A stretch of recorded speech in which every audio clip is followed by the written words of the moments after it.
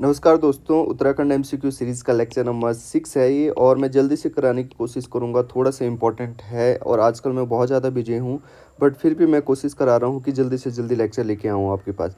तो सबसे पहला क्वेश्चन है, उत्तराखंड में अंडूरी उत्सव मक्खन त्योहार कहाँ मनाया जाता है? इंग्लिश में बोले तो butter festival, very very important butter festival. और ये क्या होता है इसमें कि जब जो लोग हैं मवेशियों को बुग्याल्स में ले जाते हैं वहाँ की न्यूट्रिशियस घास के लिए, और उसके बाद जब जो मवेशी होते हैं वो अच्छे से दूध देते हैं, तो एक प्रकार से जो वहाँ के लोग होते हैं वो जो बुग्याल होते हैं उनके लिए दूध वगैरह और ये बटर वगैरह चढ़ाते हैं, तो इस वजह से इसको बटर फेस्टिवल कहा जाता है। तो जो इसका जो आंसर हो जाएगा वो हो जाएगा यहाँ पे आपका दयारा बुग्याल, ए आंसर इसका हो जाएगा। ठीक है, फिर आगे बढ़ते हैं। निम्न में से कौन सा जनपद उत्तर प्रदेश की सात सीमा साझा नहीं करता है? तो ये बहुत ही आसान क्वेश्चन है, इसका जो आंसर हो जाएगा आपके पास डी हो जाएगा, टिहरी गढ़वाल। फिर आगे बढ़ते हैं हम यहाँ पे, और यहाँ पे है कि निम्नलिखित में से कौन सा युग्म से ही सुमेलित नहीं है? तो गोविंद राष्ट्रीय उद्यान आप सभी को पता है उत्तरकाशी में है। अस्कोट वन्यजीव अभयारण्य भी पिथौरागढ़ में है, आप सभी को पता है। सोना नदी वन्यजीव अभयारण्य ये अल्मोड़ा में नहीं है, ये नैनीताल में आपको देखने को मिलेगा। तो ये सही हो जाएगा क्योंकि नहीं पूछा है, और फूलों की घाटी चमोली में है। फिर आगे बढ़ते हैं। निम्नलिखित में से कौन सी नदियां उत्तराखंड और हिमाचल प्रदेश के मध्य सीमा का निर्धारण करती है? तो एज ए उत्तराखंडी वासी आपको ये चीज़ छोटी छोटी चीज़ें तो पता ही होनी चाहिए, तो इसका जो सिंपल आंसर हो जाएगा वो हो जाएगा टोंस और यमुना। ठीक है, गंगा बिलंगना आपको पता है कहाँ बहती है। कोसी रामगंगा, ये कोसी आप सभी को पता है अल्मोड़ा से निकलती है। काली सरयू ये तो आपको वहाँ पे पिथौरागढ़ की बॉर्डर्स पे देखने को मिलेंगी, और बिलंगना आपको टिहरी, और गंगा आपको उत्तरकाशी और फिर टिहरी में देखने को मिलेगी। फिर आप आगे बढ़ते हैं। धौली गंगा, नंदाकिनी एवं मंदाकिनी किस नदी की सहायक नदियां हैं? तो आप सभी को पता है, चाहे वो धौली गंगा हो, नंदाकिनी हो, मंदाकिनी हो, ये सारी की सारी जो नदियां हैं वो सारी की सारी नदियां अलकनंदा की सहायक नदियां हैं। और जो धौली गंगा है जब वो अलकनंदा से मिलती है तो विष्णु प्रयाग में मिलती है, तो ये हमारा पहला प्रयाग हो जाता है। मंदाकिनी जब अलकनंदा से मिलती है वो रुद्रप्रयाग में मिलती है, और ये भी हमारा तीसरा प्रयाग हो जाता है। तीसरा या चौथा चौथा प्रयाग हो जाता है। ठीक है, फिर आगे बढ़ते हैं। निम्न में से कौन सी जनजातियां उत्तराखंड में नहीं पाई जाती है? तो मैंने बहुत बार हर वीडियो में बता दिया है, पहले थारू, फिर जौनसारी, फिर भोटिया, फिर बोक्सा, फिर राजी, ये 5 जनजातियां तो आपको याद होनी चाहिए, और सब के सब पॉपुलेशन के आधार पर मैंने लगा दिए, और इनके बारे में आपको सारी चीज़ें पता होनी चाहिए। थोड़ा डिटेल में जाके आपने पढ़नी है, तो इसका आंसर डी हो जाएगा, गोंड। फिर आगे बढ़ते हैं। जनपदों को भौगोलिक क्षेत्र के आधार पर अवरोही क्रम में व्यवस्थित किया जाए, तो मैंने आपको बताया था, तो जो सबसे बड़ा जो क्षेत्रफल की दृष्टि से उत्तराखंड का जो ज़िला है वो है चमोली। फिर आपको उत्तरकाशी देखने को मिलेगा, फिर आपको पिथौरागढ़ देखने को मिलेगा, फिर पौड़ी, तो ये सी आंसर इसका हो जाएगा। ठीक है, फिर आगे बढ़ते हैं। फिर आगे बढ़ेंगे तो है, निम्न में से किस व्यक्ति को डोला पालकी आंदोलन का सूत्रधार माना जाता है? तो ये क्वेश्चन मैंने पहले भी कराया था आपको, और ये रिपीट भी हो गया है शायद। तो इसी तरीके से मैंने ये पीवाईक्यूज हैं, और पीवाईक्यूज रिपीट होते रहते हैं, तो उसी का ये आपको नतीजा यहाँ पे देखने को मिलेगा। तो इसका जो आंसर हो जाएगा सी हो जाएगा। जयानंद भारती 1923 में इन्होंने पौड़ी गढ़वाल से इसको स्टार्ट करा था डोला पालकी, और किससे रिलेटेड है आप सभी को पता है, दलित वर्ग से ये रिलेटेड है।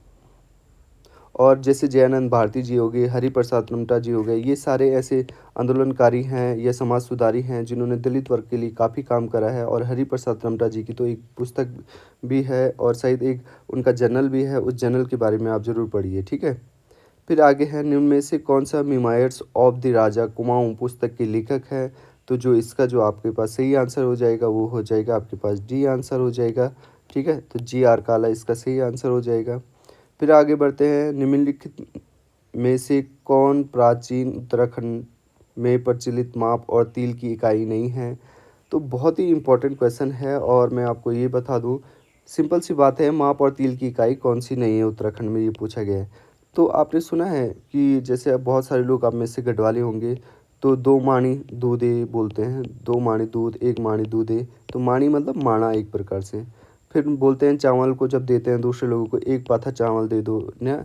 नाली क्या होती है? ज़मीन, मुट्ठी, और नाली आपको पता है ज़मीन के लिए नापते हैं।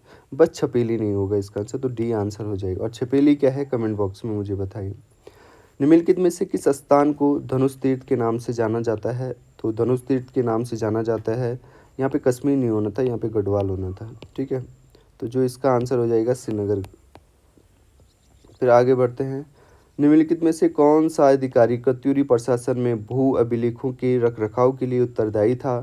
तो जो इसका आंसर हो जाएगा वो हो जाएगा षटकोश चरित्र, ठीक है। सी आंसर इसका हो जाएगा। फिर उत्तराखंड क्रांति दल के प्रथम अध्यक्ष कौन थे? Very very important. यूकेटी कब आई थी? 26 जुलाई 1979 में। और इसके जो पहले आपको अध्यक्ष देखने को मिलेंगे फॉर्मर कुमाऊं यूनिवर्सिटी चांसलर, जिनका नाम था डी पंत, ठीक है। तो इनका आंसर ए हो जाएगा, ठीक है। ए आंसर इसका हो जाएगा। फिर आगे बढ़ेंगे हम। चनौदा में गांधी आश्रम की स्थापना में निम्नलिखित में से किसने महत्वपूर्ण भूमिका निभाई थी? आसान आंसर है और आपको सभी को पता है चनौदा कहाँ है, पहले तो अल्मोड़ा में है। और यहाँ पे भूमिका निभाई थी गांधी जी के साथ शांतिलाल त्रिवेदी जी ने। ए आंसर इसका हो जाएगा। फिर है निम्नलिखित में से कौन सा नंदा के जागर पुस्तक की लेखिका है? तो जो इसका जो आंसर हो जाएगा वो सिंपल है और आप सभी को पता भी होना चाहिए। जो इसका आंसर ए हो जाएगा बसंती बिष्ट, ठीक है। फिर आगे बढ़ते हैं। चौफला एक रूप प्रकार है, चौफला क्या है? तो आप सभी को पता है it is a type of, ठीक, चौफला, हाँ ठीक है, it is a type of ये हो जाएगा नृत्य, ठीक है। डांस इज, मतलब सिंपल क्वेश्चन था ये। और चौफला के बारे में थोड़ा सा आपको, जितने भी जो डांस होते हैं ना उनके बारे में 3-4 चीज़ें जो होती है ना, जो इम्पोर्टेंट होती है, क्वेश्चन में पूछी जाने वाली होती है, थोड़ा सा उसको आप अलग से पढ़ सकते हैं। फिर है वर्ष 1968 में दिल्ली में पर्वतीय कला केंद्र की स्थापना किसने करी थी? तो जो इसका जो आंसर हो जाएगा वो हो जाएगा ए मोहन उप्रेती जी ने, ठीक है। और शेखर पाठक जी और अजय रावत जी के बारे में मैंने आपको बताया है। They are the most important person of Uttarakhand आज की डेट में, और इन दोनों से ही मेरी मुलाकात हुई है, ठीक है। बाजूबंद किस प्रकार का लोकगीत है ना? एक प्रकार का आपने सुना होगा गीत बे तेरी बाजूबंदा, कुछ इस तरीके से गढ़वाली गीत भी है। तो जो इसका आंसर हो जाएगा डी हो जाएगा, लव सॉन्ग है ये एक प्रकार का। फिर आगे बढ़ते हैं। प्रसिद्ध थल मेला निम्नलिखित में से किस स्थान पर आयोजित किया जाता है? तो ये तो बहुत ही सिंपल है, थल की बाजार तो आपने सुना ही होगा गाना। तो बी आंसर हो जाएगा इसका पिथौरागढ़। फिर आगे बढ़ते हैं। निम्नलिखित में से कौन सा एक नृत्य का रूप नहीं है? नृत्य का रूप नहीं है तो छोड़ा है, चांचरी है, थड़िया है। और इनके बारे में मैं आपसे रिक्वेस्ट करूंगा कि थोड़ा थोड़ा सा आप इसको एक्स्ट्रा में पढ़िए, और इनसे 2-3 क्वेश्चन और पूछे जाते हैं तो उनके बारे में ज़रूर आपको पता होना चाहिए। तो इसका जो आंसर हो जाएगा सी बिणाई हो जाएगा। फिर है किस चंद्रकालीन शासक ने रेशम उत्पादन का कार्य प्रारंभ किया था? तो इसका जो आंसर हो जाएगा वो हो जाएगा इंद्रचंद, ठीक है। तो डी आंसर इसका हो जाएगा यहाँ पे इंद्रचंद। फिर आगे बढ़ते हैं। रवाई कांड टिहरी रियासत के किस शासक के काल में प्रमुख घटना हुई थी? तो रवाई कांड आप सभी को पता है, very very important in Tehri रियासत वाले पार्ट में। और टिहरी रियासत से जो जुड़ी हुई चीज़ें हैं थोड़ा थोड़ा उनके बारे में आप जान लीजिएगा। और जितने भी यहाँ पे जो ये राजा लिखे हुए हैं all are very very important. तो जो इसका जो आंसर हो जाएगा वो हो जाएगा नरेंद्र शाह, ठीक है। ध्यान रखिएगा। कीर्ति शाह के टाइम पे क्या हुआ था? प्रताप शाह, आपको पता है प्रताप नगर बना था इनके टाइम पे। तो उसी तरीके से आप थोड़ा थोड़ा इनके बारे में जान लीजिएगा। फिर आगे बढ़ते हैं। किस स्थान पर अकबर से चंद राजा रुद्रचंद ने 1588 में व्यक्तिगत रूप से भेंट की थी? ठीक है, तो इसका जो आंसर हो जाएगा, पहले तो आपको यही पता होना चाहिए जो ये रुद्रचंद था अकबर का समकालीन था, और इनकी जो भेंट हुई थी वो हुई थी लाहौर में। डी आंसर हो जाएगा। रुद्रचंद एक इम्पॉर्टेंट राजा है। अगर चंद वंश की बात करूँ तो मैंने आपको बताया था त्रिवेणी धर्म निर्णय करके इनकी एक पुस्तक भी है, और रुद्रपुर भी इनके नाम से पड़ा है। तो जो रुद्रचंद है इम्पोर्टेंट राजा है, ध्यान रखिएगा। फिर आगे बढ़ते हैं। Rock art in Kumaon Himalaya पुस्तक के लेखक कौन है? तो इसमें से जो आंसर हो जाएगा वो हो जाएगा आपका B, Yashodhar Mathwal is the answer. चारण किसको कहते हैं आपको बताना है, ठीक है। चारण श्री प्रसाद डबराल को ही कहते हैं शायद, आप ध्यान रखिए। अगर मैं गलत बताऊँ तो आप कमेंट बॉक्स में बताइए। आगे बढ़ते हैं। उत्तराखंड की जाड़ जनजाति द्वारा लोसर त्यौहार मनाया जाता है। तो जाड़, जो ये भोटिया जनजाति है ना, भोटिया जनजाति का ही एक रूप है। जाड़ हो गया और तोलछा मारछा, ये सारी जो चीज़ें हैं ये भोटिया जनजाति की है। और आपको ये पता होना चाहिए कि जो भोटिया जनजाति है ये पहाड़ों के क्षेत्र में पाई जाने वाली, जैसे उत्तरकाशी, चंपावत, पिथौरागढ़ वाले रीजन में ये पाई जाती हैं। तो जो इसका जो आंसर हो जाएगा ये हो जाएगा दिवाली के दिन, ठीक है। तो ये ध्यान रखिएगा, बी ऑप्शन इसका हो जाएगा, ठीक है। फिर आगे बढ़ते हैं। जनगणना 2011 के अनुसार निम्न में से किस जनपद में सबसे कम साक्षरता दर है? तो किस जनपद में सबसे कम साक्षरता दर है? तो जैसे यहाँ पे मैंने आपको बताया था उत्तरकाशी में, तो फीमेल में सबसे कम क्या है, साक्षरता दर है, ध्यान रखिएगा। और मेल में सबसे ज़्यादा साक्षरता दर कहाँ है, आपको देखने को मिलेगी रुद्रप्रयाग में देखने को, अकॉर्डिंग टू द 2011 सेंसस, ठीक है। और सबसे ज़्यादा फीमेल जो साक्षरता दर है वो देहरादून में देखने को मिलेगी। बट यहाँ पे ओवरऑल पूछा गया है निम्न में से किस जनपद में सबसे कम साक्षरता दर है, तो वो हो जाएगा उधम सिंह नगर, बी आंसर इसका हो जाएगा। फिर आगे बढ़ें।